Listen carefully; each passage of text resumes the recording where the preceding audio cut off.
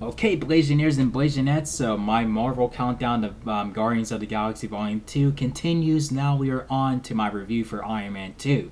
So there's going to be spoilers in this review, so that's your warning.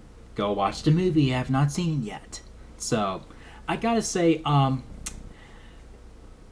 it felt like it felt like the timeline, it felt like it kind of is the timeline. This is where the timeline seems a little weird because in the ending to the Incredible Hulk, Tony Stark approaches General Ross and he says, "What if I no? What if I told you that we're putting the team together?" Like he's already on board with the Avengers, but here he's not. He's basically telling Nick Fury to go fuck himself about the whole idea of it. Like he's not going to be a part of it, and and that makes me wonder if Iron Man 2 happened before the Incredible Hulk. I think it did. I mean, I think it did. With that being said, and there is another Easter egg. I think I don't know. I forgot, but there was an Easter egg of the Incredible Hulk in the background. I guess on TV when they were in the donut shop or whatever in the donut place. I have to watch it again, but I'm pretty sure that this is um, before the Incredible Hulk when he met General Ross and at the bar. So so yeah, like when we see Tony Stark, he's basically at the end of his rope. His his chest piece is wearing out faster because of him being Iron Man and then being in the Iron Man suit. It's like basically frying every little thing that he puts in the chest piece, and he's basically at the verge of dying, and that's where he's starting to give up because he claims that he found that everything that's like that's my dog midget.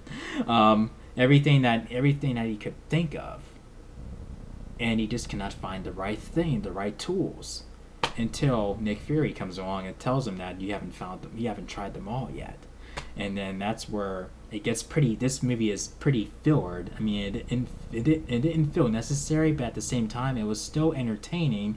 I mean, we got to see a little bit more of Iron Man, and then we see Rhodey, who is now War Machine. He's wearing his iron suit now, and I gotta say, speaking of Rhodey, like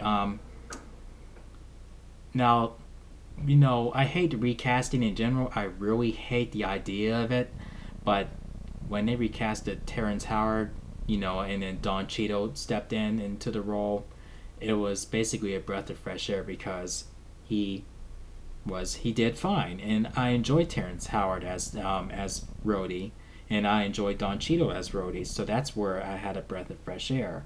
But I have to say, with Robert Downey Jr. and Don Cheadle, I feel that dynamic of Tony and Rhodey, like when with those two more so than what I did with him and Terrence Howard in the first movie.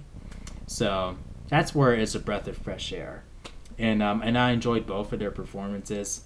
So this was basically where I could shut the hell up and not really bitch about them recasting them, and I know why they did it, but I'm not going to get into that. And then so but the one of the best parts of the movie is Black Widow. I mean, we this is her introduction, and then um and the team up with Iron Man and War Machine when they take out the drones, and then when they fight Whiplash, who was a pretty decent villain. Um, it just the fights with him felt really quick, and it didn't feel threatening at all. It was just over like that.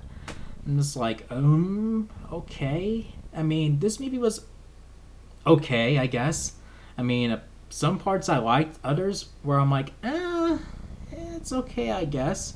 But it's kind of fillered, but it doesn't matter because Marvel has us by the balls, and it's I guess it's okay to move along, like while we're following just Tony Stark. But the first movie was superior.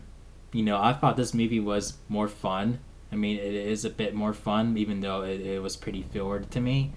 But hey, I mean, it's still, you still need to watch the movie just to go along, just to move along into the pattern of the Marvel Cinematic Universe. So, and then we get the end credit scene, which is the introduction to Thor, and that gave me massive goosebumps. Just seeing his hammer, you know, like just stuck in in the crater, and man, that was another good part of the movie for me. But that all being said, I'd say this gets 3.5 chair spins out of 5. So here we go.